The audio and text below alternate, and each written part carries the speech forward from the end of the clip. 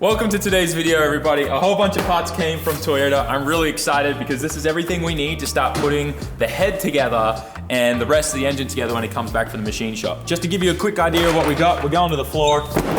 This big box here, this was expensive. This is like $600 for this thin little box because it comes with every single seal and gasket you will ever need for a 2JZ. It's actually awesome. Even valve stem seals, everything you need is in this kit. I don't need this head gasket because I'm running a different one, a thinner one. But anyways, all of this is in here. No matter what, I'll end up using these parts for some other JZ down the road or something. So it's good to have all of this. So that's that. We're gonna use the valve stem seals out of that today.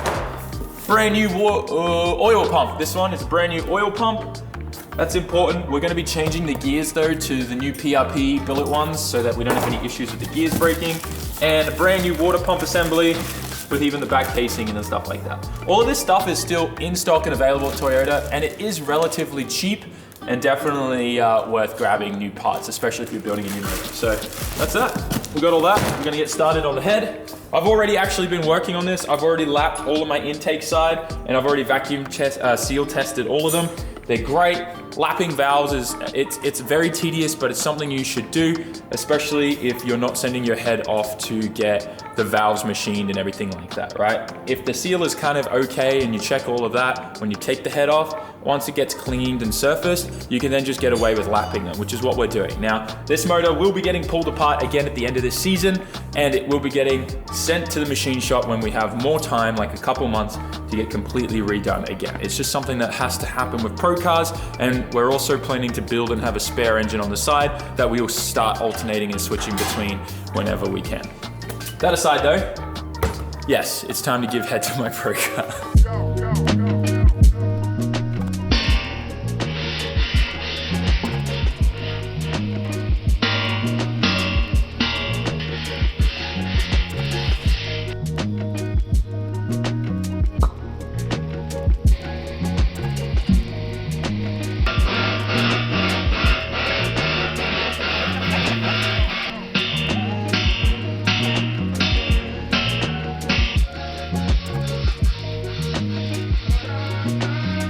You're doing head. Stop it. You already made that And my joke. neck really hurts. What the heck? It's like a little plunger. Yeah. Oh no. Oh, what did you do?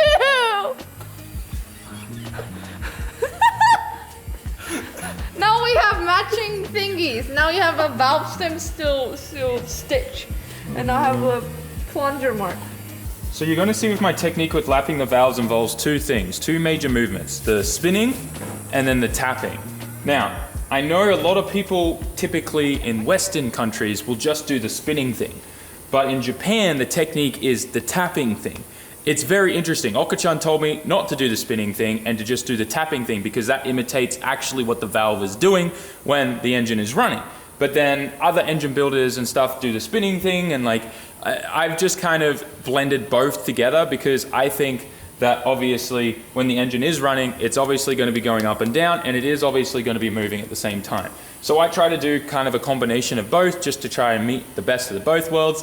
But ideally, from most of the research that I've done, it seems like the go-to is just a little spinny thing. And you can get pneumatic versions of this tool where it sucks onto the valve and it'll actually spin and go up and down at the same time. That in hindsight would be really, really cool, but they cost a lot of money, and this is just as good, just good old elbow grease, you know what I'm saying? So that's kind of what I do, but if you have any experience with this, I'm curious to know what's your technique for this. Are you just doing the spinny thing, or are you doing these ones as well and turning it? It's a whole effort, you know? Do you hold it from the base while you do that as well? I don't know.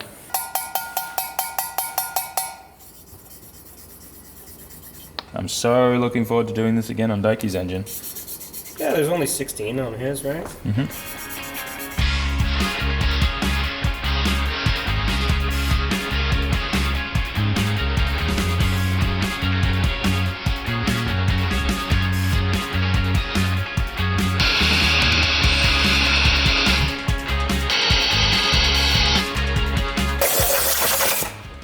She's done. From here, valve stem seals are going in, springs, retainers, all of that kind of stuff, and we can have this assembled, ready to go on the block and cams to go in.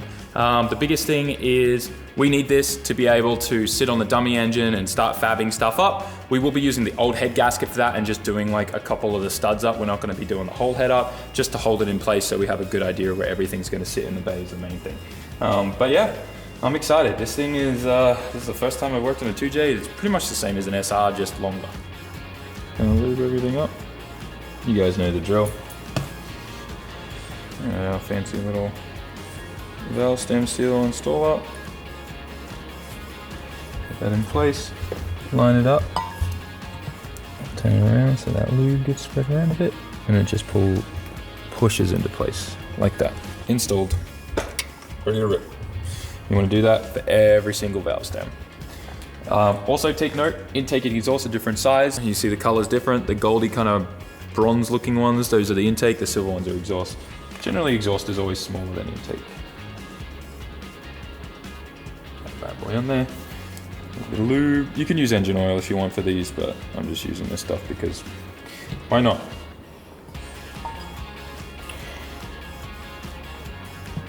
She's on. Just like that. And now we repeat this process 24 times.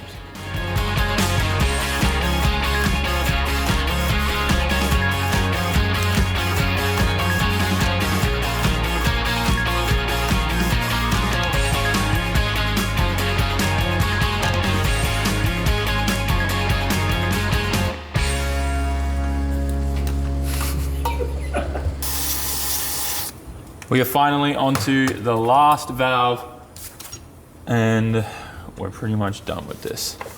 It's been fun. It's been very patience enduring. But for the most part, I enjoy assembling heads. It's fun. The head is essentially all assembled, but I can't put the cams in until we do studs and bolt it to the engine. Unlike RBs, with JZs, you have to have the cams out to get to the head bolts or head studs. So what we're gonna do in the meantime is gonna put all of our cam caps on and we're just gonna put some plastic, either some foam would be good, but we have a ton of this bubble wrap, which is like the right length if we roll it up. So we'll put that under the cam caps to just hold everything in place. It's a normal common thing that a lot of builders do. Bubble wrap cams look great. Wonder how much extra power they're gonna give. Now that we're done with the head, it's time to move on to another big thing that we've got to open up and inspect.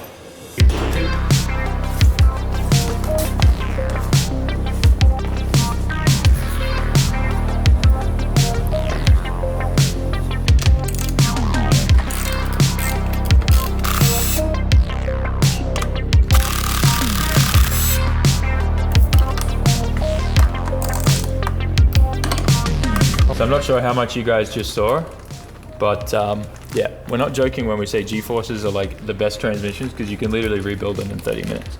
You get full access to the top of the gear. You can see if there's anything going on. Looking at this, all my dog rings look really good. This one actually does look a little worn. Linkages were in. Well, things escalated a little quickly. Whole GeForce transmission is now completely disassembled because I noticed that there was a little bit of wearing on one of the dog rings for the selectors. So this is what allows you to change gears in the transmission between third and fourth. And this slides in between, either third, boom, either fourth, boom. Now, at one point last season, I had an issue where when I went to shift into third, my reaction time or whatever was wrong and I grinded a little bit. And when that happens, you wear out the dog rings. But what's really, really good is you're able to then just flip this. So you get two uses out of this and you can just flip it and then you're good. So what we're gonna do is order a new one of these and we will have that as a spare and a backup because this is now on its last legs. So it's pretty cool that you can get two uses out of it. If you grind one, you just flip it and you're good. So it's just because obviously the gearbox only spins in one rotation and when you're able to flip this, you use the opposite side of the dog engagement little cogs or whatever you call them. So that's what we're doing, switching that around and then sliding everything in. Pulling apart a GeForce transmission is incredible. There's a reason why so many people who are in pro racing, pro drifting, decide to use these transmissions over a sequential, mainly it comes down to maintenance and just parts as well. They're fairly cheap compared to a sequential, and it's a 4-speed. So it's very, very easy. As long as you have a quick change diff, you can obviously gear it to whatever you want. And you mainly just use 4th gear 1-to-1, right? But anyways, that's kind of it. We're gonna put this all back together now. Hope I don't mess it up, and we should be good.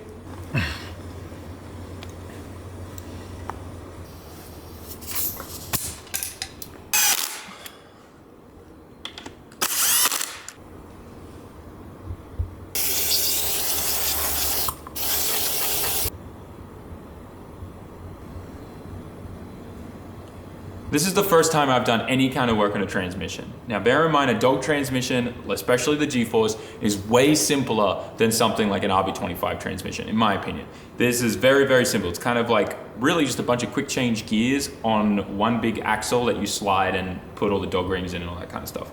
So it's very easy for me to understand this. When it comes to like the RB25 transmission, there's a whole lot more going on with synchros and all that type of stuff. So the complexity, I feel like, of this transmission is much simpler.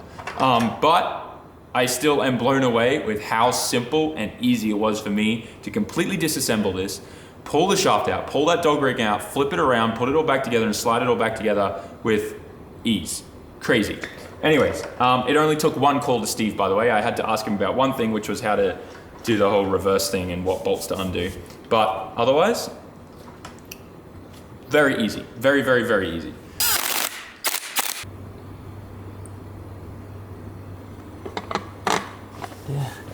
GeForce is all back together now.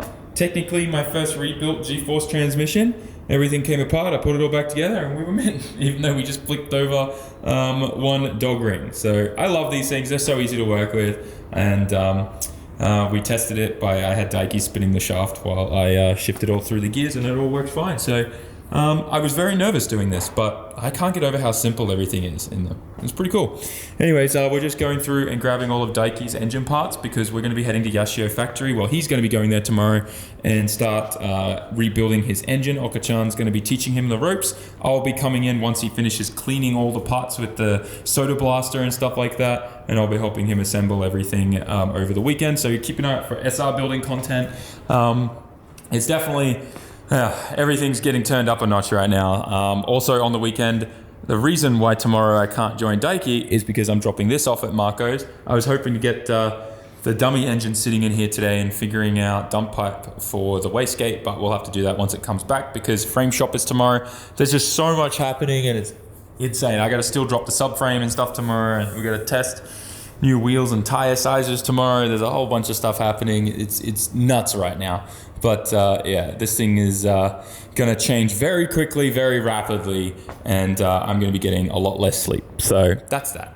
But we got 2 major things done off the list today. Head is built, and also transmission is inspected and reassembled after fixing that little issue with the dog ring, and I've already ordered that replacement dog ring too, so that we have that spare in case any other issues happen later on this year.